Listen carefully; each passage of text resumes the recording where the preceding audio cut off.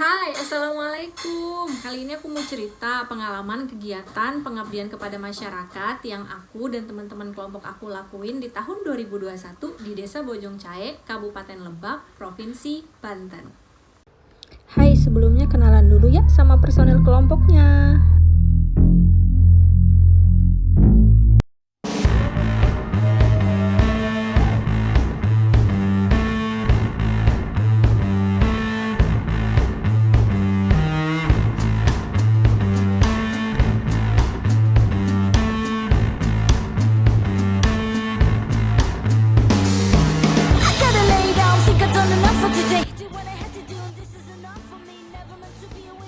Kegiatan pengabdian masyarakat di tahun 2021 ini masih sama seperti yang di tahun 2020 kemarin dan masih inline dan masih sama juga anggotanya. Jadi tahun 2020 kemarin aku ceritain dulu ya. Kita ngelakuin pengabdian masyarakat sama masyarakat atau khususnya kelompok PKK yang ada di Desa Bojongcae tersebut. Desa Bojongcae itu satu desa yang ada di Provinsi Banten yang bisa aku bilang jauh banget dari peradaban kota.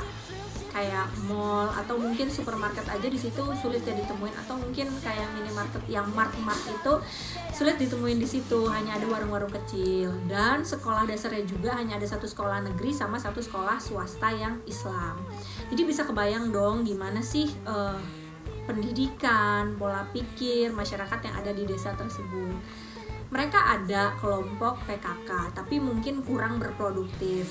Dan sebelum kami datang, mereka juga memang udah ada nih produk keripik pisang tersebut.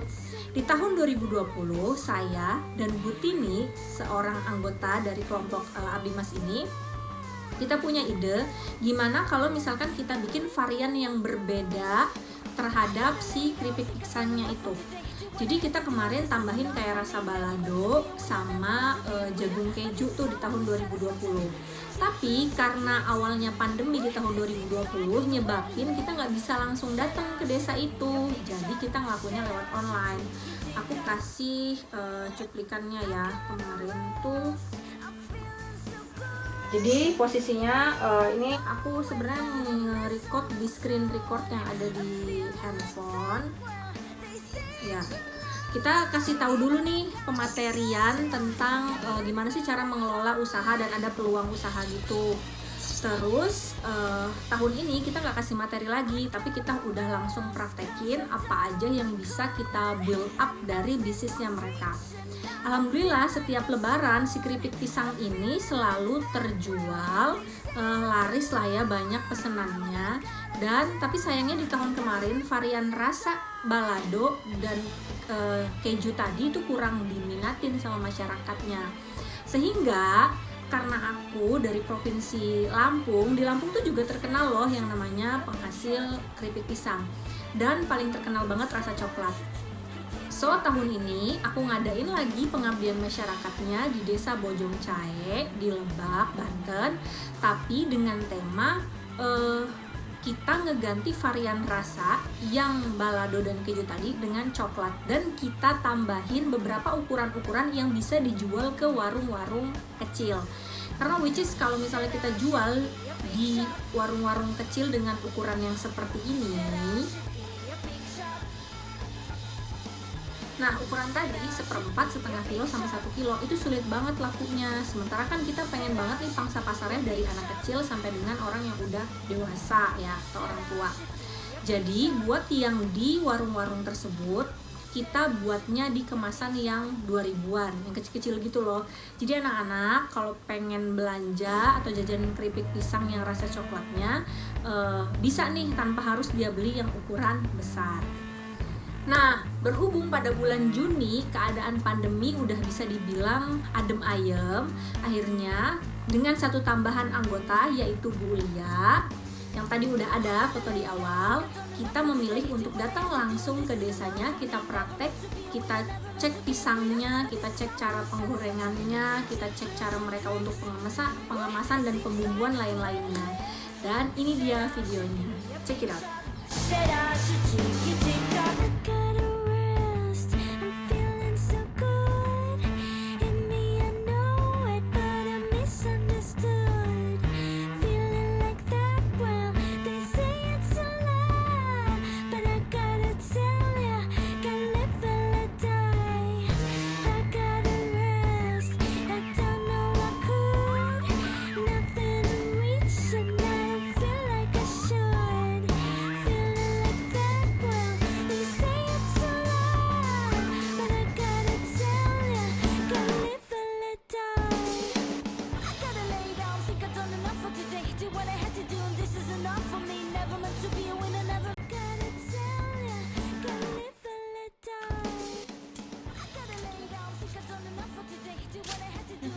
maksudnya pisaunya ya?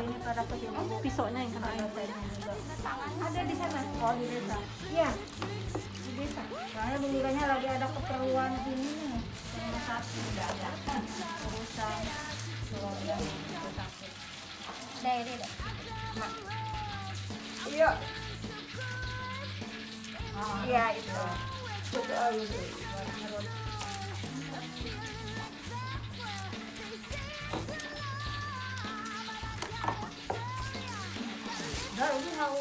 Biar itu aja. Takut hitam. Iya, nanti getahnya nempel, Bu. Getah pisangnya yang nempel. Yang takut hitam apa nih? Getahnya nempel. Oh, ke tangan saya. Iya. Oh. Kan tuh di tangan hilang kan? Enggak, harus pakai minyak sayur. Susah. Minyak apa, Bu? Minyak sayur. Oh, baiknya tetap aja, Bu. Kalau ke air nggak ada. Oh, gitu. Baru tahu. Keras juga ya ngupas kulitnya Bu Tini kayaknya. Aku pikir kan kalau pisang matang kan tinggal kita gituin ya. Katanya dia nempel. Ini nggak susah. Oh. Tuh, aku pikir buka, dia nggak buka. Jadi ternyata dia nggak buka. Kan pakai pisau. Ibu kira kayak ngadain singkong ya? Betul. Aku pikir gitu. Ini juga Bu nggak usah harus pakai pisau lagi, digini aja tuh. Udah ini.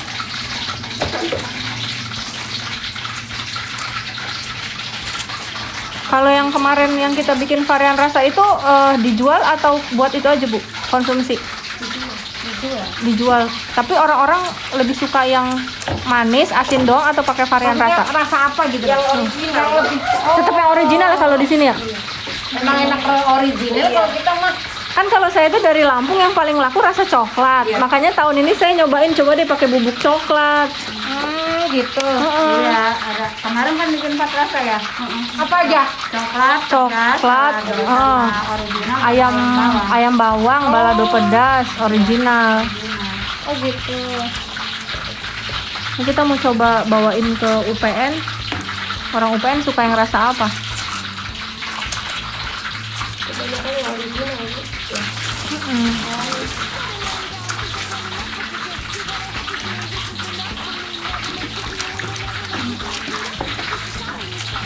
Pas udah kayak gini tuh dia ada umurannya gak sih Bu? Misalnya berapa lama gitu kalau udah udah masuk dalam kemasan kayak gini nih? Awet ini mah, Bu. Berapa bulan umur dia? Kalau Expired, namanya expired. Gue takutnya kan kayak ngelempem atau enggak kayak hilang rasanya gitu kan? Kalau kita kan alami nggak pakai. Enggak nyampe berbulan-bulan sih Bu. Karena memang langsung habis ya orang juga makannya. Iya sih. Betul. Kadang kan ada yang maksudnya kayak kadang lupa gitu taruh di toples.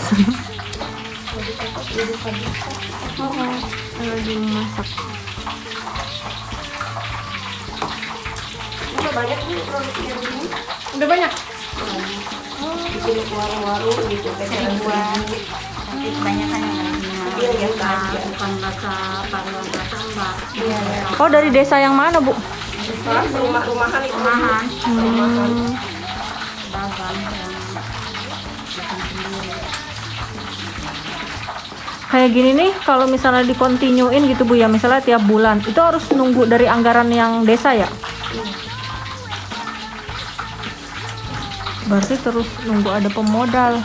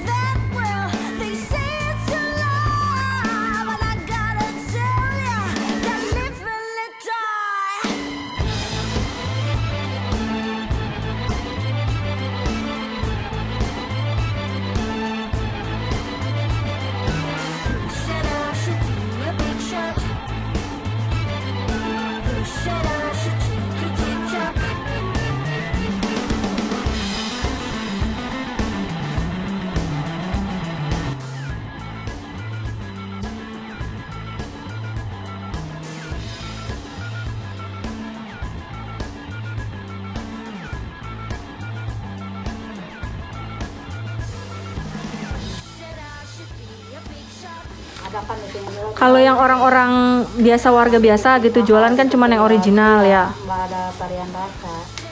Iya, maksud saya biar kita punya pembeda kan kita jualin yang varian rasa. Tapi kalau varian rasa tetap 2.000 nggak tuh yang kecil-kecilnya? Enggak lah. Belum bikin sih kalau yang varian rasa mah. Belum bikin yang kecil-kecil. Iya. Oh, jadi selama ini kalau kita yang jual yang original doang ya, yang ketengan kecil-kecil. Iya. Berarti yang kayak gini rata-rata tokoan ini juga bisa kita jualin ke warung ya? Orang-orang yang begitu suka ya?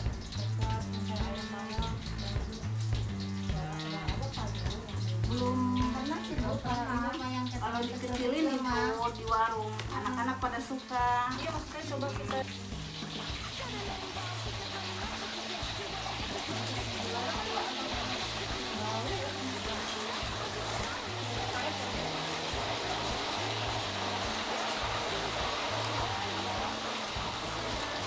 Adik.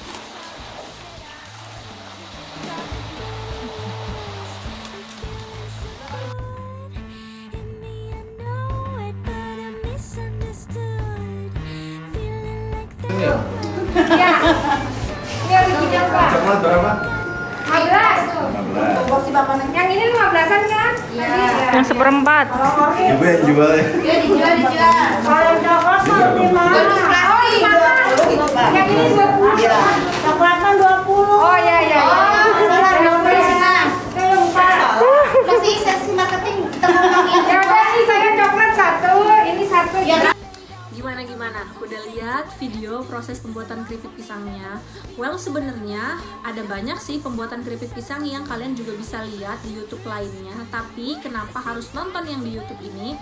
Karena yang kali ini kita memang benar-benar ngebina satu desa yang udah dari 2 tahun yang lalu, which is 2019. Cuman tahun 2019 waktu itu temanya adalah pembelajaran blended learning. Jadi gimana caranya? Waktu itu aku bikinin kayak kursus belajar lewat handphone untuk anak-anak di desanya. Karena tidak berjalan dengan baik, akhirnya aku beralih ke keripik pisang sampai dengan tahun 2021 ini. Harapannya sih di tahun depan kita udah bisa buat izin atau setidaknya ngebikin para anggota kelompok PKK itu mau ngupload di situs media online. Jadi ada juga teman aku yang dari dosen UPN Veteran Jakarta yang nge-build sistem marketing online-nya di salah satu pembelanjaan online, sebut saja Tokopedia.